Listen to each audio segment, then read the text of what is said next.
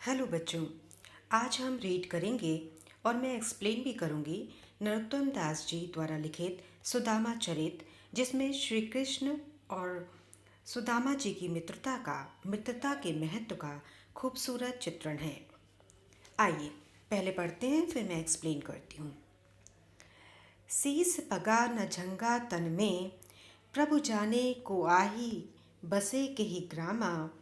धोती फटी सी लटी दुपटी, अरु पाय उपानह को नहीं सामा।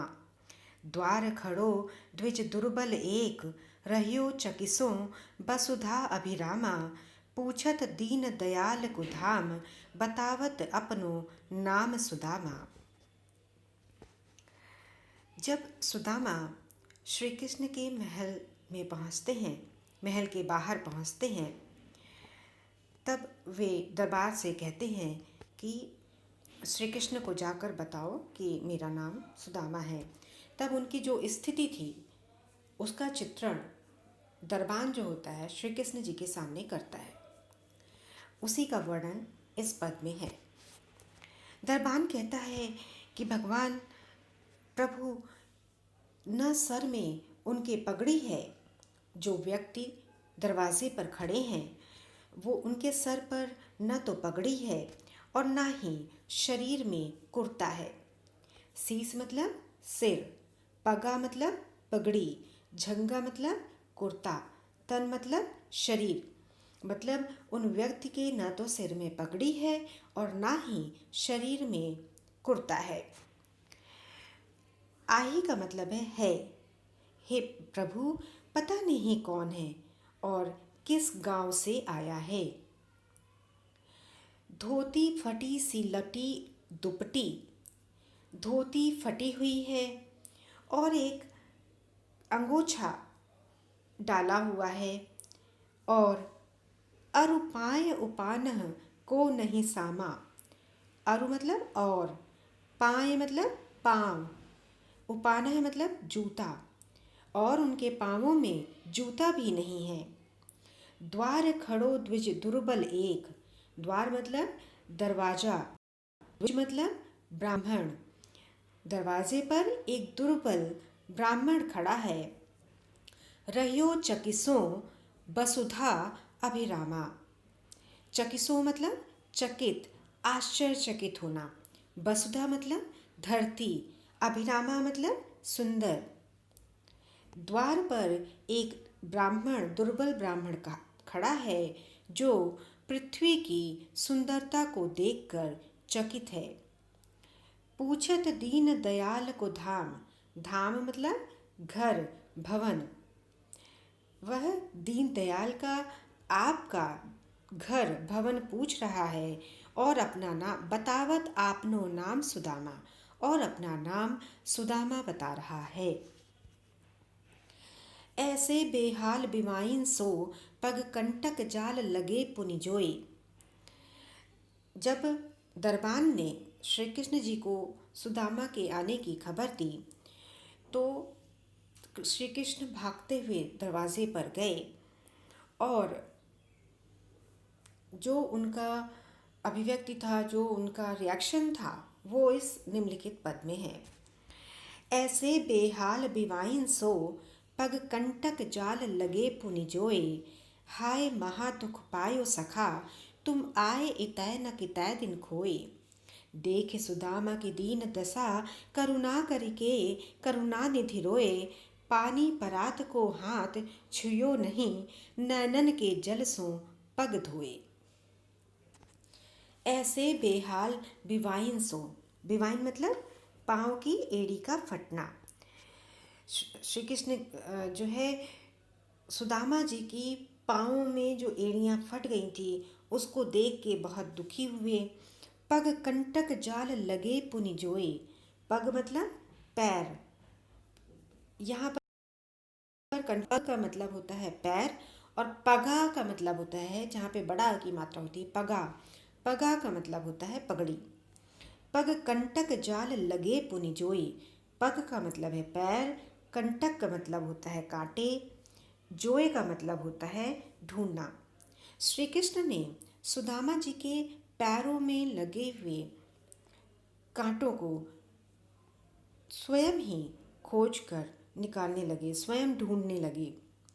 हाय महा दुख पायो सखा, तुम आए इतै न कितै दिन खोए। हे मित्र, तुमने इतना कष्ट सहा, तुम यहाँ मेरे पास क्यों नहीं आए? तुम कहाँ थे इतने दिनों तक? देख सुदामा की दीन दशा, करुणा करी के करुणा निधि रोए।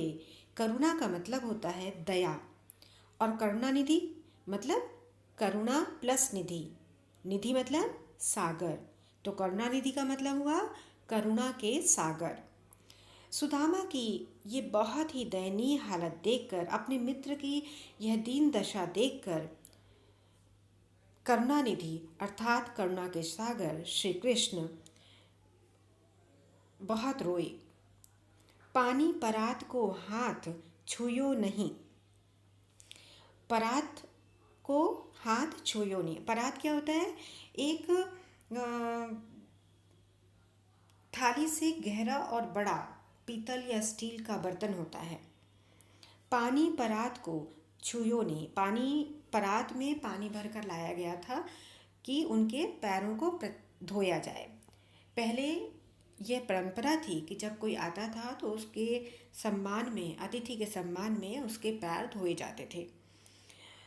पानी परात को हाथ छुयो नहीं, लेकिन श्री कृष्ण ने परात के पानी को तो छुआ ही नहीं।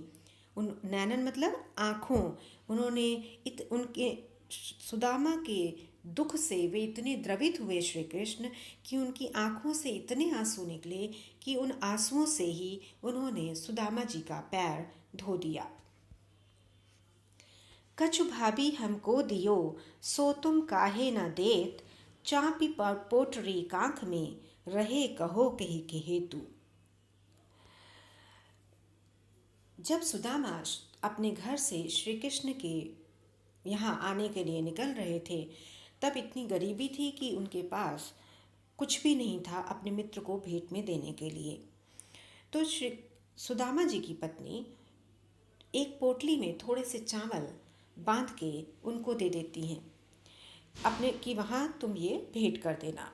पर यहाँ श्री कृष्ण के वैभव को देखकर सुदामा जी सकुचा जाते हैं और वो पोटली श्री कृष्ण को नहीं देते हैं। श्री कृष्ण जी ये भाग जाते हैं और ये आगे का पद जो है उसी पर आधारित है। कछु भाभी हमको दियो, सो तुम काहे ना देत। मित्र, भाभी ने जरूर हमारे लिए कुछ दिया है, वो तुम हमें क्यों नहीं दे रहे हो। चापी पोटरी कांख में, रहे कहो कही हेतु। पोटरी मतलब पोटली, कांख मतलब बगल, आर्मपिट। जो बगल में पोटली दबाए हुए हो वो तुम किस लिए है? तुम मुझे किस लिए क्यों नहीं दे रहे हो? आगे श्री कृष्ण सुदामा जी को उलाहना देते हैं। आगे के पदों में वो एक पुरानी घटना का जिक्र करते हैं और शरारती आगे चना गुरु मातु दये थे, लये तुम चाबी हमें नहीं दीने। श्याम कहो मुस्काए सुदामा सो, चोर की बान में हौ जू प्रवीणे। पोटरी कांख में चापी रहे तुम, खोलत नाहे सुधा रस भीने। पाछिली बानी अजाओ न तजाओ तुम, तैसे ही भाभी के तंदुल कीन्हे। चाबी मतलब चबा गए। आगे चना गुरुमाति दये ते, लय तुम चाबी हमें नहीं दीने। पहले भी जब हम श्री कृष्ण कहते हैं कि पहले भी जब हम गुरु सांदीपनी के आश्रम में साथ में पढ़ रहे थे और जब हम जंगल में जा रहे थे, तब गुरु माता ने हमें चना दिए थे हम दोनों के लिए खाने के लिए, लेकिन तुमने अकेले खा लिया था, हमें नहीं दिया था। श्याम कहो मुस्काए सुदामा से, श्री कृष्ण मुस्कुराते हुए अपने मित्र से कहते हैं, चोरी की बान में हो जू प्रवीणे। बान मतलब आदत। जू एक सम्मानजनक शब्द है और जो हम किसी भी के भी नाम के आगे लगाते हैं। प्रवीणे मतलब कुशल, चतुर। श्याम श्री कृष्ण मुस्कुराते हुए सुदामा से कहते हैं कि चोरी की आदत में बहुत कुशल हो मित्र तुम। पोटरी कांख में चा पी रहे तुम। अपनी कांख में, अपने बगल में पोटली को दबाए हुए हो तुम। उस पोटली को जो अमृत से भीगी हुई है। सुधा रस मतलब अमृत। पाछली बानी अजौ न तजौ तुम, तैसे ही भाभी के तंदुल कीन्हे। पाछली मतलब पिछला, बानी मतलब की तरह, अजौ मतलब अब, तजो मतलब छोड़ा, तंदुल मतलब चावल। पिछली बार की तरह इस बार भी तुम छोड़ो नहीं, तजो नहीं। मतलब जो मुझे देने के लिए दिया कहा गया है वो मुझे दे दो।